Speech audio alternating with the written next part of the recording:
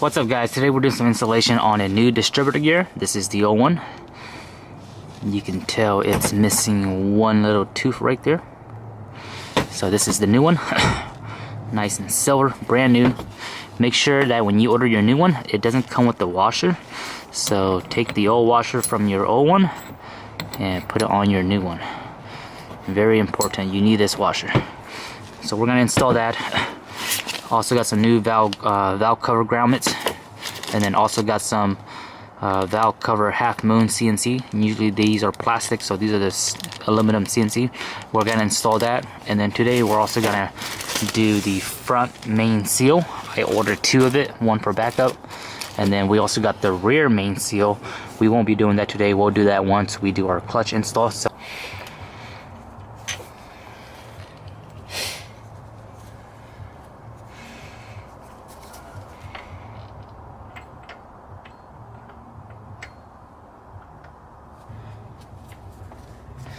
you want to make sure that when you remove your gear, you don't mess up, you don't move the distributor gear at all. So the distributor gear has its own gear. If you move it, then you have to redo your timing. So make sure you can move this out, but don't move your distributor gear because you'll have to reset it and all that stuff. So be very careful. Put in your new one, and then go ahead and torque your bolt to 58 pounds.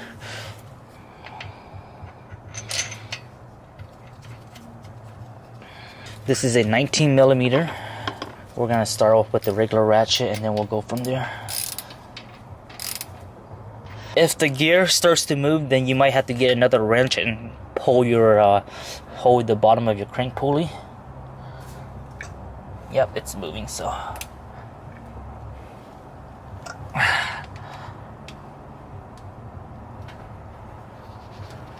I'm trying to hold the timing right now, so almost there. There we go. Perfect. That's 58 pounds. So that's finished. Now I'm gonna go ahead and install the half moon, and finally we can get the valve cover on. Let me just double check everything very good. Make sure everything's in place. Perfect. Nice. Alright, everything looks good. We're gonna go ahead and install the half moons. These half moon are really good because you pay once and they last forever, unlike the rubber ones. Those rubber ones, the rubber half moons, you gotta swap them out every time you do your valve cover. Not every time, but you know, it's general rule to always swap them out. So just like that, guys. And then it doesn't sit flush with the, it doesn't really sit flush, but assuming once I tighten it down, it'll sit flush.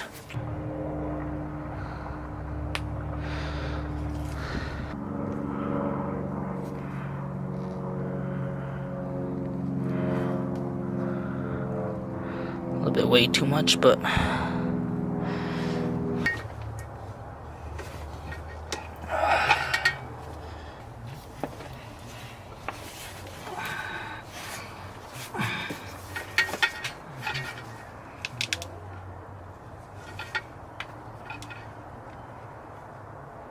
okay, the back one went really flushed in. With the 22Re valve cover, you always want to put in, you always want to use a new rubber gasket. And with this new rubber gasket, make sure you clean this, clean the surface. And you don't need to use RTV. Don't use RTV. If you have the rubber half moons, go ahead and put some RTV at those in. But for the main of the seal, don't use RTV. Get in there.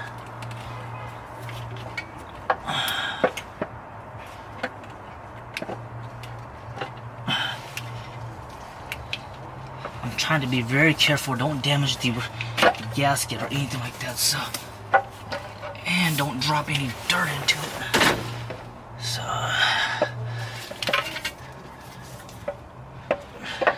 this is why I did the EGR delete. This is why I did the EGR delete, because if I didn't do it, I had a bunch of crap on top of here. Alright, we got it in. Alright. Damn, that's a beautiful valve cover gasket. So red. I'm gonna put a little bit of RTV right at the half moon here, just for insurance, guys. Perfect, just like that. Perfect. RTV, at least it smells pretty good. Okay, once we got that in, make sure you install your new rubber grommets. Man, it looks so clean. This engine looks brand new right now. I'm just taking a moment to just admire the work I did. Mwah. These are the new rubber grommets. You can see there's a pointing slot, and then the flat surface pointing slot goes inside the threads. So make sure you do that right. Boom, baby, so nice. So these are my old one. You guys can see these are the old half moons. So I'm just gonna trash them. These are the nuts. Make sure you use these acorn nuts. And there's no real torque specs that I found online. It's just pretty much tighten them down to a certain feel. Make sure they're nice and snug. I really enjoyed the 22Re, guys. So back then I used to have a 93 and it had a 3.0 V6, and that engine was just not fun to do maintenance or anything on it. Like, I didn't want to work on it. But with this 22Re, everything is so easy to access and so easy to work on. It's actually enjoyable. Like, I actually don't mind working on it. It's so fun. Like, I honestly want to do an engine rebuild just because it looks just like a fun motor to work on. And I'm pretty sure you guys can agree with that. Okay, everything's tying down. Just gotta plug up everything up. Man, it looks sweet, guys. Look at that beautiful motor. So sexy. This is the valve cover all hooked up.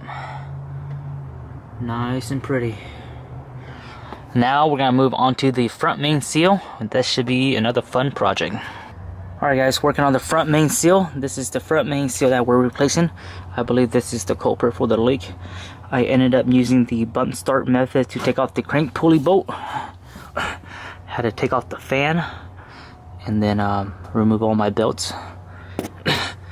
I checked out my water pump. My water pump is not the ASIN brand, it's the Alsco brand, which is similar to it.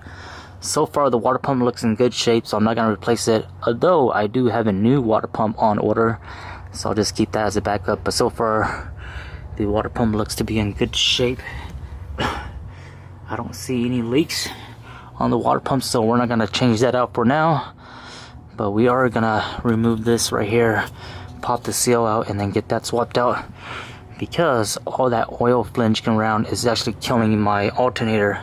I had to get my alternator rebuilt a couple months ago, so I'm going to take this out, change out the seal, and then I'm going to clean out all this stuff.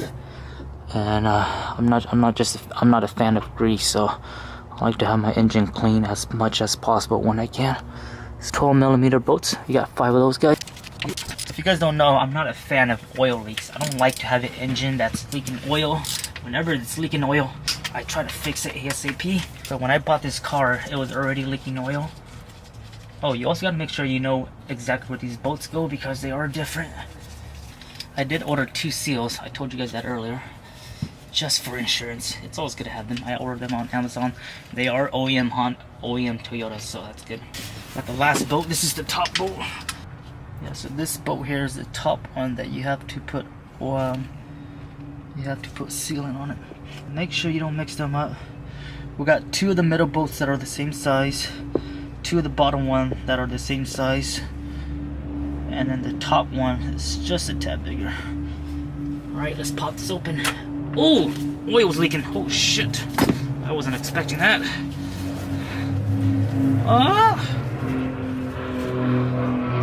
This is definitely the cause of the leak, guys. Look at that. Wow, this has to be the problem to the leak. Look at all this oil flinging out. Damn, son. Don't lose the gear ring. There's 2 gear ring in here. Also, there is a rubber O-ring in here, and that rubber O-ring looks to be, wow, it's just this. I think the actual leak is from the rubber O-ring. I'm gonna have to get a little small knife and nick it out. But yeah, I believe this is the oil leak problem here. Wow, look at this. The rubber O-ring, I ordered 3 of them because they're like $2 each. Yeah, this if you look at this rubber O-ring, it's completely toast, guys. Look at that. It's all flattened out. It's all meshed up into there already. That's crazy. Shout out to Wheelie Pete on YouTube. I watched his tutorial video and he showed this video is all by him. He showed you how to do this, so I have to clean all that up. Clean all that up because I'm not a fan of this stuff here. Alright, here's everything taken apart. I have everything nice and cleaned up. All the gear rings are cleaned up. And this is the new seal.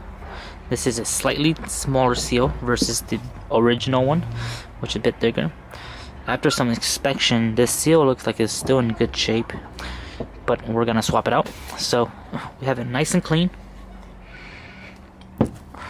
We're gonna put this guy back in, and then we'll go ahead and install the gear rings. I have the new seal driven all the way in. You can use your old one and put it right on top of it and use a hammer to hammer it in. That's nicely done. Now we're just gonna go ahead and install the gear rings. The gear rings have indication mark. These mean that they come these face up.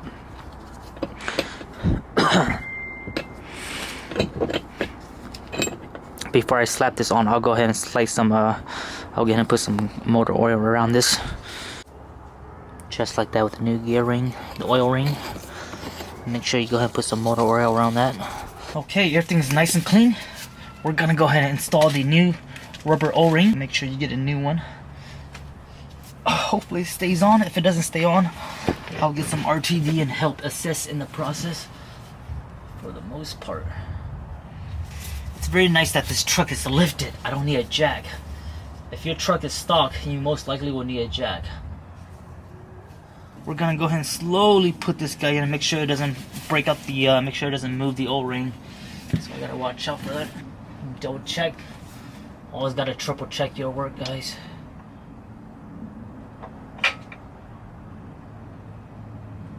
Double check, double check. Okay, everything looks good.